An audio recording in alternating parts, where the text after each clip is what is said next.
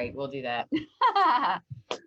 All right. So why don't you start introduction? Because really, you and I have been talking about this for, I mean, almost a year. You and I have been talking about this, and you're the one that actually brought it up. So I'd love it if you just shared for a second your vision and where this came from for you. Well, um, my dear friend, as you know, the two E's, Emily and Eryca, we met 11 years ago. Because when you said your youngest Sutton is 11, That's well, I right. met you when you were still pregnant with her.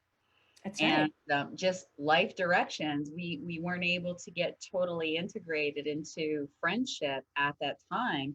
But some of the good things that can come out of Facebook, I've gotten to know you better through Facebook and your heart than any other time, and I'm grateful for that. And because of the things that I've seen this metamorphosis with you as a woman, and I'm not saying that in a condescending way. I've seen an I awakening, received that. Yes. like this awakening that you have had to issues, concerns, just the wonderful differences between one who walks in the outward shell that I have versus yours. Mm. And the common thread, obviously, is our love for Jesus Christ and just wanting to be a vessel. And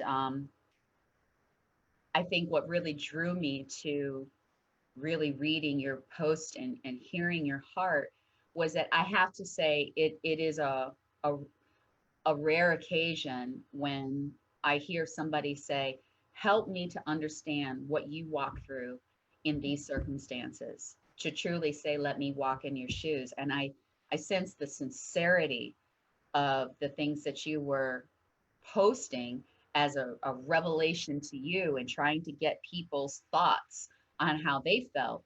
I also know how loved you are by so many people in so many circles, Christian brothers and sisters, our brothers and sisters in the homosexuality community, and people who are of resources, some without, that you are just beloved. And Mm. so for you to take such a stance about something that for some people it can be a very uncomfortable conversation, basically race relations and things that we all don't understand about each other. I was like, hold up, wait a minute. What's going on here? This does something to my heart in a Mm. good way, because the environment that I grew up in upstate New York, there weren't a lot of me that looked like me. And so the conversations were very much me staying in alignment with my environment. Mm. And as I started to have an awakening that some of the treatment and situations and comments that were made by maybe friends, parents, and employers were not right, I needed to come out of that type of environment and be in a more diverse place where there were a lot of different cultures and people groups. Mm. So over the years, I have gone from being with only my kind to being with everybody. And I myself have gone through a metamorphosis. I will admit, there was a time that I went through an I hate everybody but Black people phase. Mm. And it was because I was learning some history that I never was taught growing up in regular, primary school, middle Mm. school, high school. And it wasn't until I heard this perspective of history that it got some, it made me angry. There was an awakening of things that were suppressed, as well as there were just things that were just outright lies. So fast forward to you started coming across some information that you were also having your own awakening. Oh And yeah, you can't help but feel affected by that one way or the other. absolutely. So when we finally made an effort last year to sit down and just come together face to face, let's take this off the Facebook platform. My singing your praises every time I would see something. Um, I realized that this is a journey for you, and you were committed to it. And not only you, but you are bringing your daughters into this, the next generation. And I was just mind blown, and I still continue to be mind blown. And I know that you have faced some criticism, and you have even responded to that with grace. And there have been some people who have just said, let's talk about that off the record. And that's really what we want, are these opportunities to come together and dialogue. And so this idea of, for lack of a better term, ebony and ivory, we have this joint love, we have this common motivation, to build some bridges. If there is a need for a bridge, that implies that there is a gap, that there's a need to bring something together. And so we don't want to preach at anybody, but we want to share, and we want to create a safe place where maybe people have been uncomfortable or not had a person that they can run these things past them. And even for somebody who's not open or disagrees, this is a safe place where truly, as you have coined, every voice is valued. So that's how we are here today. And even though we talked about this almost a year ago, obviously everything that is going on right now with the explosion of caught incidents of excessive brutality against African Americans, the latest one being George Floyd, but quite honestly, during COVID alone, we can count almost on two hands. There's a lot of tension, but what gives me some hope is that for the first time since really the 60s, I'm seeing Black and white come together. Yes, Lord, let it be. Yeah, and I think for me, I'll just give a quick history of my journey. I was raised in the South, North Carolina, and my mom is a history teacher, and she's amazing. She's retired now, but one of the things that she did every year during Black History Month was, and I never got to have her, but I was always in awe that she got away with this, honestly. Our school colors were orange and green, and she would have all the kids pick out a color, either orange or green, out of a bag. And after polling all the kids, she would find out where the best water fountains were, the best bathrooms, and those were all labeled orange or green. And you had to go to your labeled bathroom or water fountain. Half the classroom would be divided into orange or green. Orange representing white. They would have custodial service. They would have plenty of desks. It was nice and clean. The green side would not have enough desks. They would not have custodial service for the entire month. Some of the kids would have to sit on the ground. And I mean, can you believe she got away with that? I cannot. But what a huge awakening that was, even for those of us who didn't get to actually experience that, the sense of injustice that just because you picked a color out of the bag, you didn't get the same rights as the other. Like, that doesn't make any sense. And so when you break it down like that on such a simplistic level of color. Yes. And at the end of the month, she would do an Underground Railroad at night and would have, I can't remember what she called them, what they are called, that she took terms from that amazing revolution of the Underground Railroad, but conductors.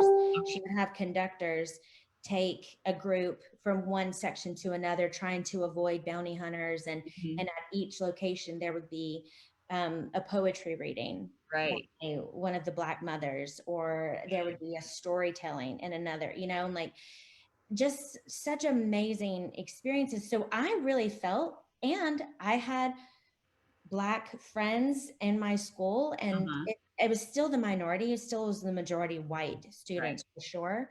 But, it just was like, I had this awareness that, we've come a long way. We've certainly, we're not in the civil rights movement, but, for the most part, as far as I knew, we were all treated the same, and, racism was dead. And I didn't have any other reason to believe anything different. And there was was in the 80s, It was in the 80s. Yes.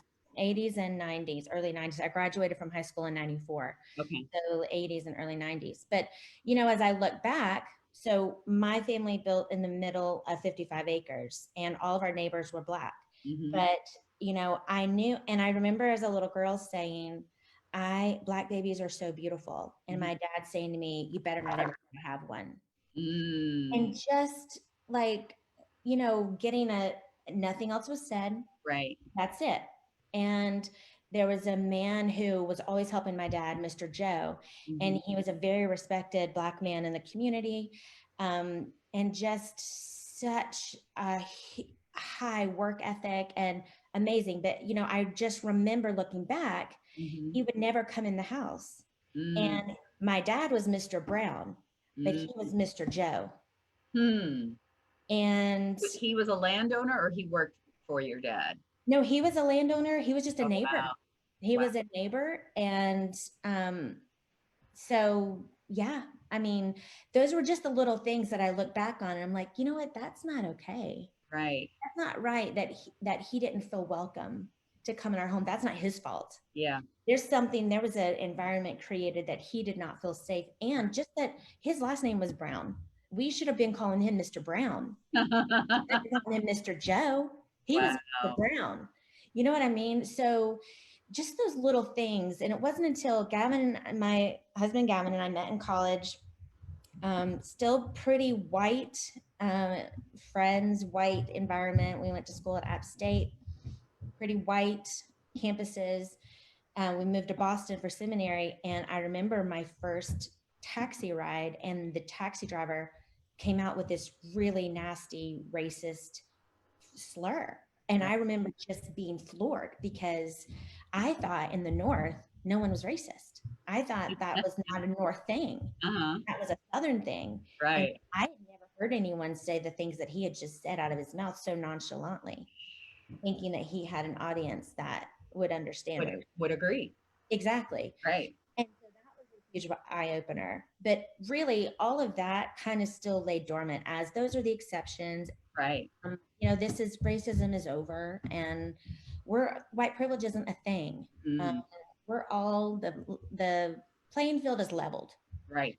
Um, and then things started getting recorded, Mm. and police brutality started surfacing, and then I start hearing these articulate and handsome men of color telling, like, and I say all of that to say there's no reason in any way they don't stand out as someone as a threat or someone that should raise my flag of being unsafe, and Right. they were the ones telling the stories of the talk.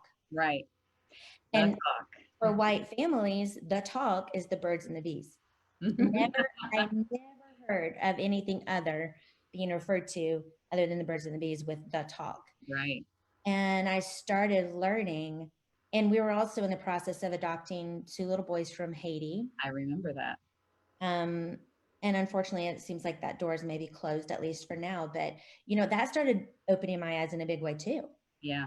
When I'm seeing little boys being taught that when you're pulled over, these are the things that you need to do. The protocol to stay alive.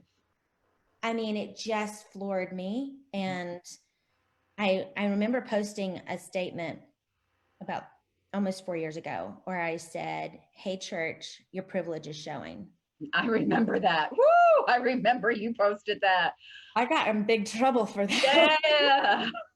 But, to me, it wasn't meant to be a slap in the face. It was meant to be like, wait a second, we've got some blinders. Yeah.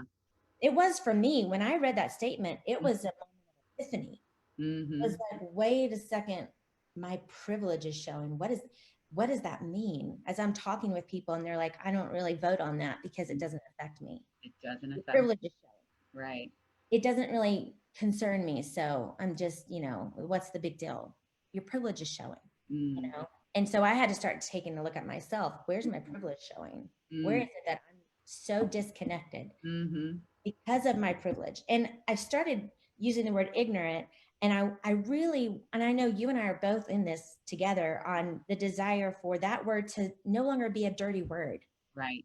We need to kind of raise our ignorant Knowledge. manner to say, I am lacking information here. Right. I Right. am ignorant. And it's not because I'm turning my back on it. Yeah. It's not because I'm choosing to not be educated. It's because I don't have the ability to enter into this place where Right. you so well. Please forgive my ignorance and enlighten me with Right. your experience. So yeah, so I mean, that's just kind of the high points of. You said so much in that, Emily, because privilege, nobody, for the longest time, we didn't even have that perspective. I mean, we might say in my and let me preface this with saying, when I say my community or my culture, African Americans, let me dispel the misunderstanding that one person who speaks, who happens to represent, it does not represent the entire race of people.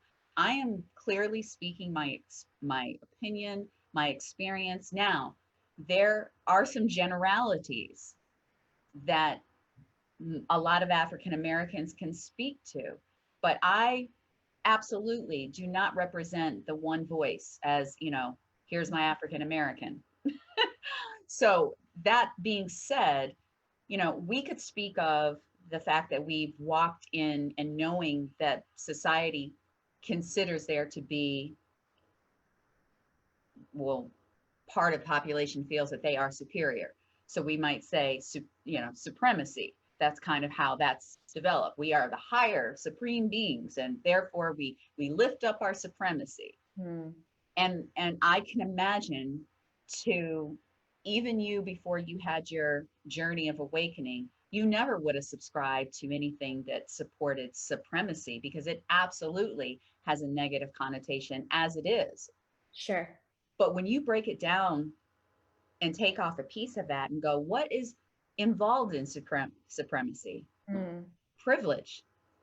So let's look at what we are privileged to. I mean, I get to walk in some privilege.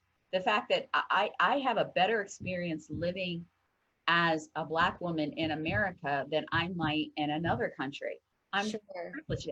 I am privileged because I have a beautiful roof over my head and a car and a profession that I can choose to do. That is a privilege. So when we look at the simple definition of what it means of privilege, and then we take that and put that in context to our inalienable rights, there is a disconnect. There is a disparity between those in which my white brothers and sisters are entitled to walk in society and those which I walk in, and other people that look like me.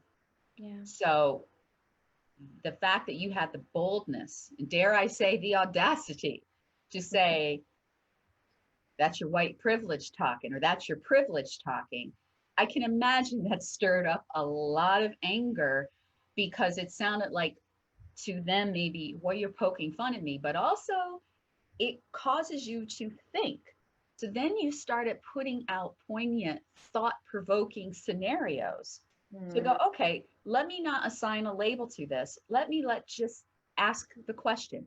So Emily, yesterday you and I were talking, and you started saying the things that you might present to your children, or you might ask another person in my show what the difference is. Do you remember what we were talking about, that question? Absolutely. Yeah. Break that up. Yeah, it was around this, the talk. And one of the girls I was in school with, who I have such respect for and always have, and she was one of my mom's favorites too. I had her as a teacher. But she had posted something around the talk. And I said, Eryca, if you had, her name is Eryca too, by the way. Get out of here. Just a great name. What? I know. Oh, wait, before you say that, I found a way to look at the comments. So I've got Anthony Needham. Hey, Anthony. Oh, yeah. Yes, Cindy and I have known each other since like third grade, I believe. Sweet. And of course, hubby is on there. Somebody just left. Where'd they go? Oh, sweet. Welcome, everybody. So, hi, Anthony. Hi, Cindy. Hi, honey. I can't see who the other 5 people are, but we just wanted to welcome you guys. So continue. I'm sorry, I didn't mean to interrupt. No, that's great. We're figuring this technology thing out. It's amazing. I know it is. All right, go ahead. So anyway, the conversation started with, she actually asked the question, white friends, are you having this conversation with your children? And I said, I responded on there and said, I only found out about this conversation a few years ago when things started getting published and coming into the light. And I mean, I've had the debate with my white friends for years, around, once I started realizing there was white privilege, Mm-hmm. around with friends who were just adamant that there was no white privilege, you know? Mm-hmm. So at this point, once I heard about the talk, and that started really becoming viral, and there's even another video today on Instagram that is just heartbreaking, of parents talking to their children about giving them the talk about how you survive being pulled over. Mm-hmm. And so I asked my friend, what if you had my four girls as an audience for a moment, what would your talk be for them? What would it look like? What are some of the things you would say? And then even as I was writing it, I thought, you know, shame on me for not already opening that dialogue up for my Black brothers and sisters that are intimately in my circle right now. I mean, Eryca, even though I love her and respect her, we're not in each other's circles. I just have huge respect for her, and we're on Facebook, but I've got people here that I can touch and hug and love, and that love me. And I should, I need to be extending that to them. And so when you and I were talking, I asked you, you know, what is it that I would love that you to have that platform for my girls. I would love my girls to have be the audience for what you have to share with them. And I'm going to continue to open that up to my other Black brothers and sisters, because I think it's vitally important, and they need to hear your story too. That just, you know, it gets me all teary just thinking about your heart. I said I wasn't going to do this. Your willingness.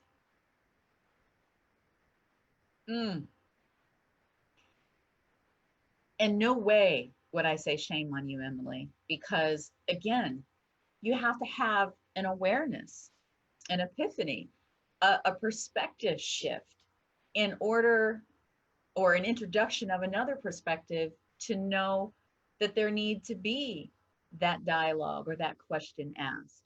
And I was mentioning to you before, you know, I agree, ignorance shouldn't have such a negative connotation, because truly its pure definition is the lack of knowledge. Yeah. And one of the things for us to build bridges is that both sides need to be willing to come to the table. And I know that this is a very raw subject, and there are a lot of Black people who don't want to have that conversation with somebody who looks like you right now.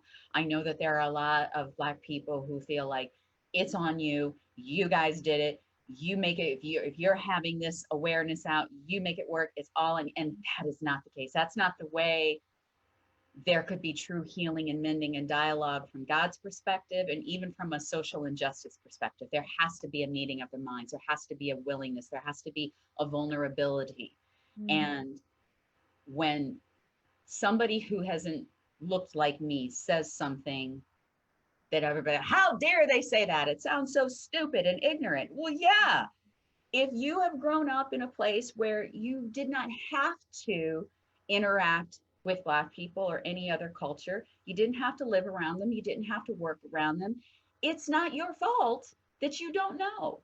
You don't know what you don't know. Right. And so when something comes around that makes you go, I wasn't aware of that, you may not even say to yourself, I wasn't aware of that. Your first reaction may be denial, because coming from your perspective, that's not reality. And I think that's where Black people need to have more grace with white people.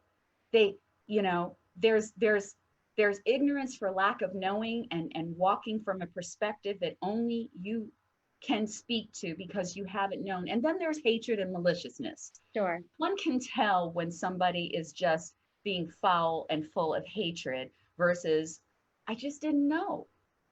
I mean, you spoke of, and you had a perspective that there was no racism in the North. And having grown up in the North, I can say, yeah, there is. And it's just 50 shades of gray, you know? And so I believe that, you know, particularly from a lot of my friends' parents who grew up in a different era, and then here they were having a child who had a friend that looked like me. It was new to them as well. And I honestly don't think that a lot of the parents meant to be prejudiced, but it's all they knew. And I can remember this incident. I had two I had a lot of different circles growing up in high school, but for most people who grew up with me in high school, no, I had two other amigos. And I remember hanging out at one of the amigos' houses. Amiga. Is that right? Amiga, not amigo? Sure. I think it works. I have no idea. And the mother had these vitamins that she was boasting about. And she was like, "Oh, I have so much energy. I was going around, I was cleaning the house. I was acting like a bunch of niggers." And she just kept going and going and going and going and going. Oh my God. And I looked at my friend real quick, and she didn't respond or react and go, "Mom." She just kind of went with it, and I just kind of went with it. And you see, I held it into this day because I knew that person. I knew that woman loved me. I knew she let me eat at her table, sleep at her house, be friends with her daughter. It was just ignorance. Yeah. And so I couldn't be mad at her. I also didn't have the boldness at that time to correct her. But, so that's why I say that we really don't know one's heart. Yeah. But it will unfold and it will reveal itself for sure. Yeah. Do you have something for me, honey? Does he have a question? Okay. While you're pulling that up, I just want to say real quickly for anyone who is coming into this and they are in that place of like, look, white people, this is your problem. I really don't have time. There's so much grace for that too. And this is a safe place to say that. This is a safe place to be like, yeah, that is how I'm feeling. And no one is going to try and talk you out of what you're feeling. And we really are here, as you already said, we're here on a journey together. We're here on a journey of discovery together. We're not here to try and change anyone's minds. Exactly. You and I are here to discover truth together. And it's all rooted in love and following our God humbly, doing justly, loving mercy, and walking humbly with our God. That's the root of all. Is that Micah 6:8? Micah 6:8, yes, that is my lifeline. Yeah. Now, James pointed out a couple things technically, so this will be a smoother broadcast. Are you saying, honey, that when one of us is speaking and the other one responds, it affects the audio? Okay. So that means when you're going and I go, don't do that. I'm the worst. Ooh, I have to shut my mouth. Okay. And then there is a delay, 30-second delay. Yeah, I think we discovered that. And well, okay. And James has a question. Go ahead, honey. But I'm not going to come on camera because you guys can't afford me. So yes, he's a union talent. So Emily? Yes. I would like to know, what was your experience growing up as a teenager and watching your peers deal with interracial dating? How was that perceived? How was it accepted or not accepted? Back up, honey. What was your experience? It was definitely not accepted. The girls who dated Black guys were definitely looked at and thought of as I can't find a better word, but they were looked at as trashy. Wow. And I actually, my cousin, my mom's cousin, married a Black woman, and we were excited about that as our family. So, and actually he experienced, I remember this happened when I was a teenager. So that's why I'm kind of pulling it in with that. Cause I had so many different like moments. I can imagine, right? That's the journey. Yeah. So my mom's cousin, who's white and married a Black woman, her family was really upset that she married a white man. And so I'm seeing that on one side, and then on the other side, where I didn't see any Black girls my age dating white guys, but the white girls who dated Black guys, it was very much frowned upon and looked at as, low class. And yeah. And again, with that background and I was even taught in church that the passage, don't be unequally yoked, related to race. Really? Yes. That's what I was taught. I was taught being unequally yoked meant that you don't yoke yourself with someone of another race, that is a sin and that's going against God. Wow. So in James's mind, he's walking, he's going like this, boom, like, wow. I know. I mean, known that we Wow. I know when I discovered what that passage really means, which Mhm. is much more around spiritual maturity and Right. faith, has nothing to do with race, has nothing to do with skin color. I was blown away, and all the different things that I was taught. That was one of those moments of awakening for me too, where I had to look at everything else I was taught, and was like, what's true? Mhm. But certainly that was a big um, defining moment. Those were defining moments for me. And, you know, I love it when I would say probably during the 8 years in which former President Obama was in House, I think two things were happening society-wise.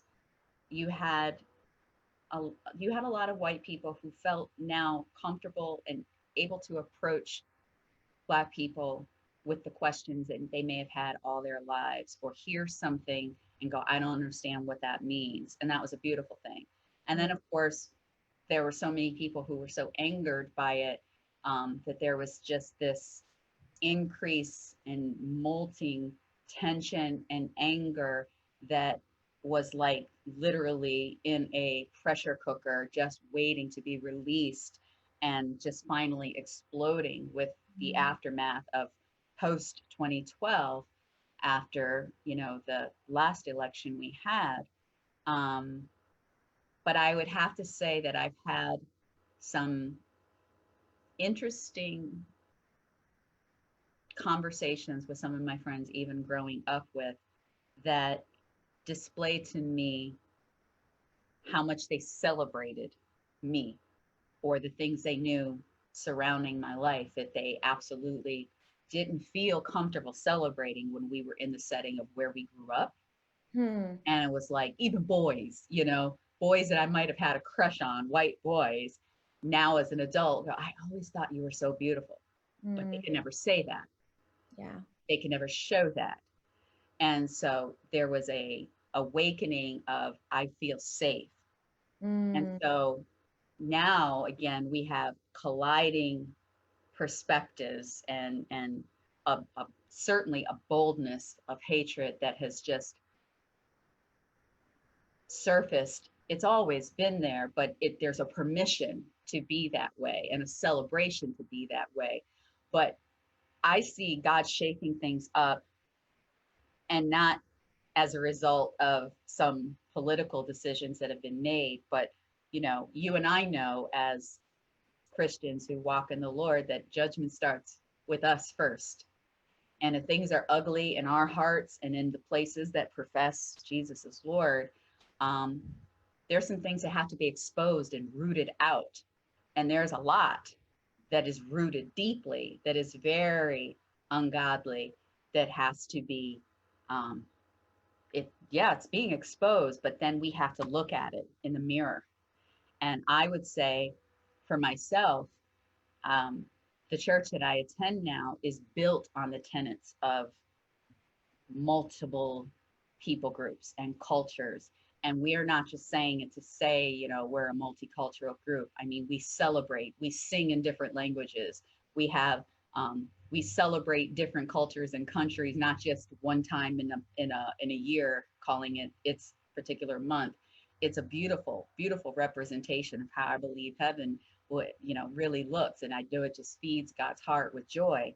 But I know not everybody agrees with that. There are a lot of people who feel comfortable staying in their, monocultural church. And to that, I can understand too, because hopefully it's a place where you feel like you can be safe and feel like you're comfortable. And some people just don't feel safe and comfortable worshiping with people who don't look and understand them. But going back to my church, um, Bridge, Bridgeway, I was about to say Bridge Builders, that's us, Bridgeway. um, I was challenged with making an option to take one of our spiritual enrichment classes a couple of years ago. And it was about graceism, not racism, graceism. And I was so happy to find that it was filled with everybody. There were Black people, there were white people, there were Hispanic people, and among the Hispanic people, there were Puerto Ricans, there were El Salvadorians, there were Haitians, there was just, it was everybody. And I admit, I told James, I said, whew, I went in there with the attitude like, yeah, you all need to be in here. Just like I said, I'm sure a lot of Black people are struggling with right now. Like, yeah, you all need to. And I was really humbled by the awakening of my having that attitude and the fact that we as Black people need to be vulnerable and open and willing to link arms and say, you know, I accept you and I want to answer the question. So we had sessions where we were asking basic questions. I know somebody asked us about, why do you guys get sensitive about people touching your hair? And instead of being angry at that, let's enlighten them why. So that was very cool. I just think that's so beautiful. And, you know, I'm looking at the time and I know we wanted to keep it to a certain Yeah. time, but I think that's actually a really good place to stop. Yeah. Yeah. Because what you're talking about is exactly why we're doing this. Yeah. It is to have that safe place for us to reach through and grab each other's hands and say, the Christ in me sees the Christ in you. Mm-hmm. The ground we walk together is holy ground. And so, Lord, let that be here in this space. And the fruit of that, as this continues to go, here it is. We are naked before everyone. It's out. We can't take it back. And I know you and I have the desire to do this on a regular basis, where we are going forward, building bridges. That is our desire, for as long as the Lord gives us an open door to do that. So, and we hope that we can, like right now, I'm just monitoring. This is probably somebody from your friend group. Marie Lauder says, thank you for doing this.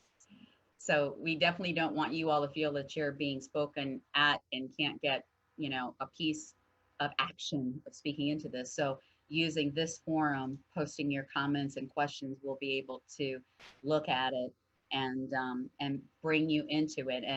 And if the Lord gives us the stamp of approval and the green light to continue, this is something that Emily and I have talked about doing, you know, on a regular basis. And hopefully people feeling like it's a safe place to come and engage. And when we say all voices are valued, we mean that. You don't just have to say what we seem to have a belief in. If you have a different point of view, if you have a different emotion with all this, by all means, comment on it. And there may be times when we may be able to bring people into our meeting and speak on certain things. So if that's something you guys want to help be a part of and support, just keep a lookout for when we're going to do this again. Yeah. Okay. He has one last burning question. What is it, honey? Okay. And then we will close. Okay, I know you gotta go. Yes. Emily, what do your Christian Caucasian associates say to justify their less than open views of African Americans? That's a great question, because I don't have anyone who overtly is unopen to. I think what they're unopen to is the thought that white privilege is a thing that exists, that there is a discrepancy between how people are treated, especially when it comes to law enforcement. That's the place where I feel my white counterparts, friends, brothers, sisters, get really angry and impassioned. So I don't think I'm answering your question. Am I starting down the right road? Yes. No, you are. And you have answered it. I mean, and that's the place of grace that you're talking about. If that's where they're at, that may be their beginning point. I think too, and I can't figure out why. I mean, I think it's rooted in the belief, the overarching belief, that Black men are more violent than other races. Okay. James is going. Yes. Yeah, we know that's not true, but that narrative has been ingrained I mean, you know, this goes way, you know, this way more intimately than I do. I'm speaking as a complete amateur, but this is in our television shows. This is in our cartoons. This is in, you know, you name it, every form of media since we were very little children, that narrative has been spoken. Now, thankfully, I think, and I definitely submit to you saying, no, there's not a difference, but it seems like there has been some awareness over the last several decades where that has shifted a bit, and you are seeing more leading characters who are Black, men and women. You're seeing legitimate love stories being told. You know, the Photograph has just come out fantastic, and Lovebirds, where you've got, you know, so those little things where it's like, but that's still so new. Still, the primary go-to for a romantic lead is a white man, it seems to me.